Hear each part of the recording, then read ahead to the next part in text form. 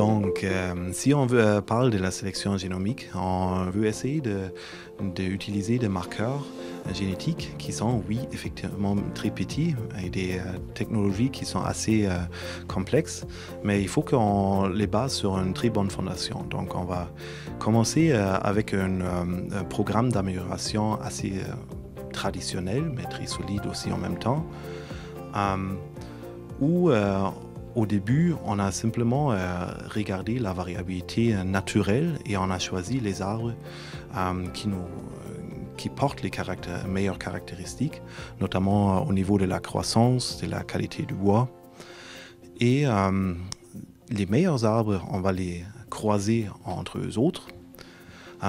Ces graines-là, on va les récolter finalement. Et puis, on va faire pousser les plants avec ces graines-là. Au moins une partie des plants, on va les planter dans des tests génétiques ou des plantations génétiques.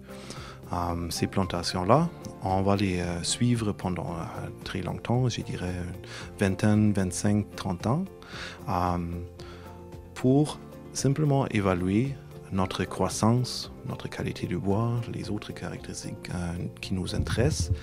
Et on va choisir vraiment les parents qui donnent des meilleurs descendants.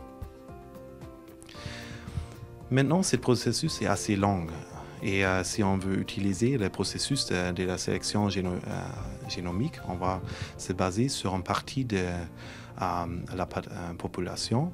On va construire un modèle pour faire des prédictions basées sur l'ADN. Au début, il faut bien sûr extraire de l'ADN. On va utiliser nos marqueurs génétiques, faire de la génotypage pour 3000, 4000 ou même 5000 gènes, ça dépend de l'espèce. Et avec ces empreintes génétiques, on va pouvoir faire des choix beaucoup plus précis des individus qui sont bons ou excellents et dans un temps beaucoup plus vite. Pour bien utiliser ces gains génétiques ou mieux reproduire ces meilleurs individus, on va utiliser aujourd'hui souvent des cultures in vitro, notamment l'embryogenèse somatique. On va utiliser des cellules embryoniques pour faire pousser des petits embryons en fait et multiplier en fait ces arbres-là. Ces embryons sont après plantés en test ou simplement en plantation.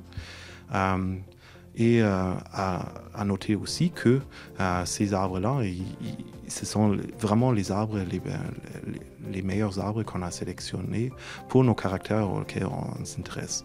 Le stress hydrique, stress climatique notamment, les insectes, ça pourrait être aussi des champignons ou simplement la qualité du bois et la croissance.